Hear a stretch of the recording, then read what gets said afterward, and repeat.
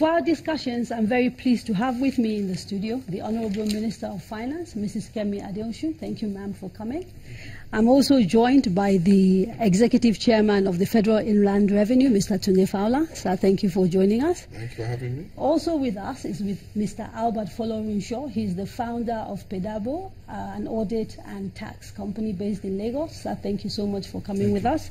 And finally, but certainly not the least, Ms. Damilola Akimbami, a financial analyst who works with Financial Derivatives Company, one of the leading financial houses in Nigeria. Thank you so much, ma'am, for coming. Thank you. Now, in addition to my panel, I also have a distinguished studio audience who hopefully will take part in this conversation. Now, for the people at home, you can join the conversation on our social media handle, Twitter at Channels TV, at Kadria Ahmed, and use the hashtag NGTheCall. We are also on Facebook at Channels Forum.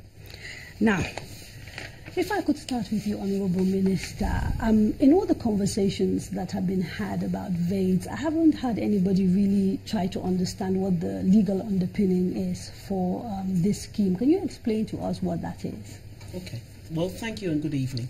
Well, VAIDS is, for want of a better description, a tax amnesty. Let me use those words. It's saying to people who have compliance issues, come in, declare fully and honestly, and in exchange we will not prosecute you, we will not audit you, we will not charge you interest, we will not charge you penalties. Now, in terms of the legal underpinning, we have not passed any new law. The laws were always there that these taxes should have been paid.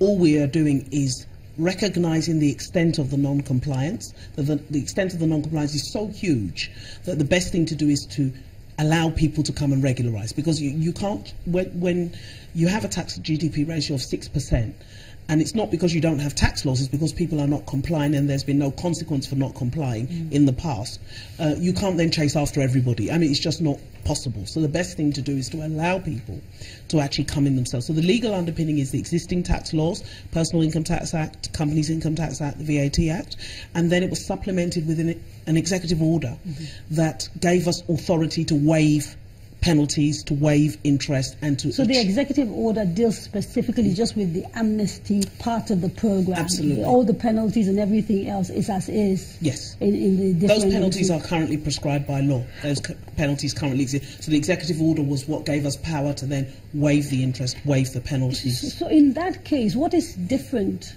to this approach that you're taking on tax, different and distinct from what it used to be? I think it's two things. One is it's a focus on tax, a focus on revenue generation. What happened in the economy in the last 2 years with the collapse in oil price, the recession, and we found ourselves in a situation where we couldn't run government without, needing to borrow. We had challenges. Many states couldn't pay salaries. It was really a wake-up call for everybody, and everybody said, okay, we can't rely on oil anymore. And we did the analysis of our economy and said, look, actually oil is only 9% of our economy. The other 90% or the other 91%, what is it contributing? Why are our tax revenues so low? So that was really the prompting. The second thing that drove a change in approach was the fact that data was suddenly going to become available under the automatic exchange of information, under things like BVN. Suddenly we could see taxpayers more clearly. In the past, the focus was that an individual or a company would have to declare, this is my income. And without data to check, the tendency for most people is, well, a lot of people weren't declaring at all, and those who were declaring were under-declaring, and government had no means at all of checking. So we decided, let's take a different approach. Let's, one, get the data. So that meant getting federal government and state government to collaborate. Let's get the data from international sources. Let's put it all together. And then let's take an asset-based approach. That's the really big difference. We're now following the money. We're not saying, okay, how much did you earn? We're saying this asset, whether it's in Nigeria, whether it's overseas, how did you fund it? Okay. So we're working backwards and causing people to now ask themselves the questions that, can I really explain the assets or the lifestyle that I'm living? And if not, this window is open for you to regularise. Okay, let me turn to Mr. Fowler, because in many ways you're the operational person. You're the person who has the responsibility of implementing this scheme and the policy behind it. She's talked about assets, but I've also heard people say income is also part of this.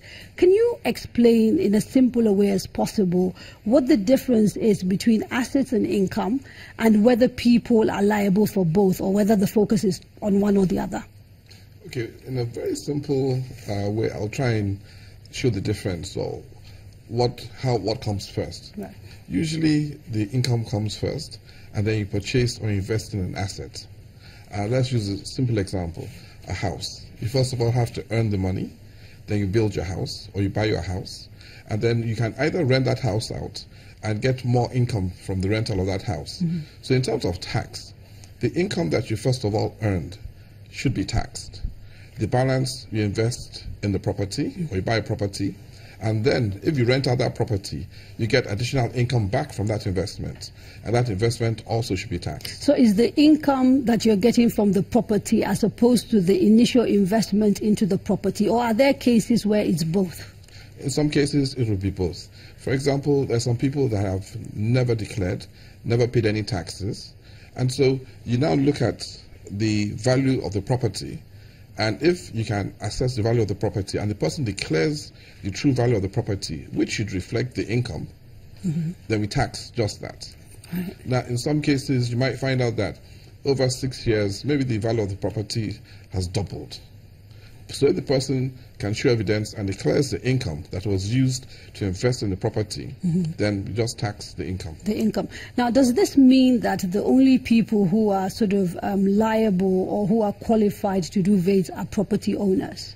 Not at all. Okay. But just that basically the focus right now are for those who have had the privilege and the opportunity to make a substantive living and mm-hmm. income in Nigeria. The role of government basically is to make sure that everyone has access to certain amenities. And so we're trying to make sure that government is funded adequately. So we're not looking at the lower income bracket, but they're expected to pay tax. Right. But basically our focus are on those privileged few that haven't really been paying tax before, in your view. Right, okay. And Damilola, I want to ask you, I mean, as a financial analyst, how do we compare Nigeria in terms of our tax regime vis-a-vis countries that are sort of similar to us in size, in the economy, etc.?